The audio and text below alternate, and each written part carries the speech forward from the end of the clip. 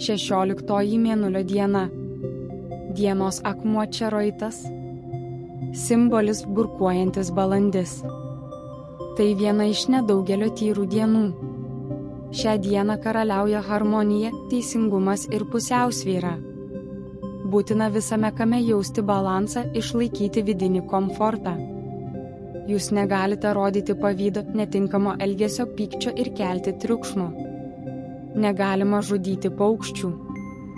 Jeigu atsitiktinai supurvinote savo drabužį, tai reiškia, jog esate dvasiškai nešvarus.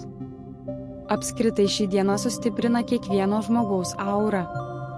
Šią mėnulio dieną galima laikyti palankę ypač kūrybingiems ir dvasingiems žmonėms. Jie gali įgyvendinti daugelį savo planų ir parodyti savo įgūdžius bei talentus aukščiausių lygių. O silpnavalius ir neiniciatyvius žmonės kosminės įtakos gali pastumėti atsinaujinimui. Sapnai, kuriuos matėte, gali būti skirtingi ir geri ir chaotiški, bet nesistengkite jų išaiškinti. Pagrindinė sapno užduotis – išvalyti jūs nuo negatyvo.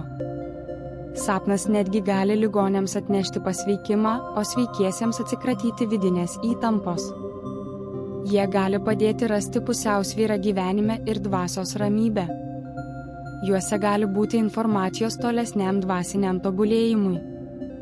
Vyksta bendravimas su savo angelu sargu.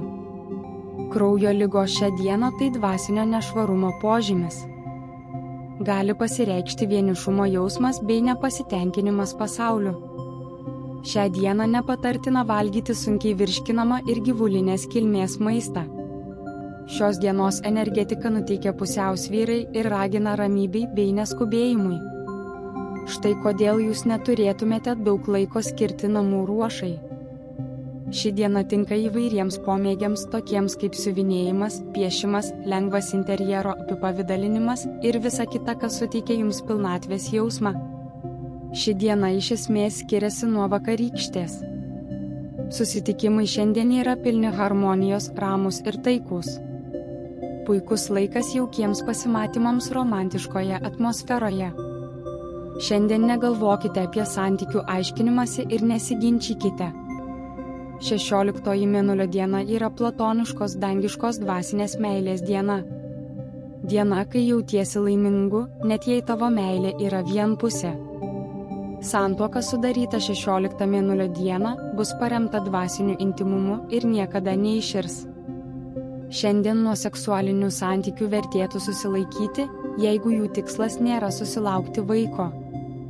Tačiau vaikelio pradėjimui tai viena geriausių dienų. 16 mėnulio diena yra poilsio metas. Rimti reikalai turėtų būti atidėti.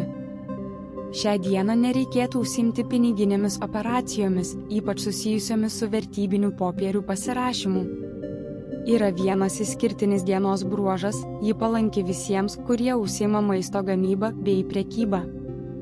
Nuostabi diena tiems, kurių darbas susijęs su kūryba, ypač muzika ir poezija.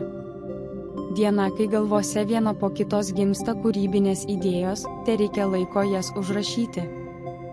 Jei jūsų reikaluose yra sąstingis ar krizė, skirkite 16 mėnulio dieną apsvarstymams ir einamųjų darbų aptarimui.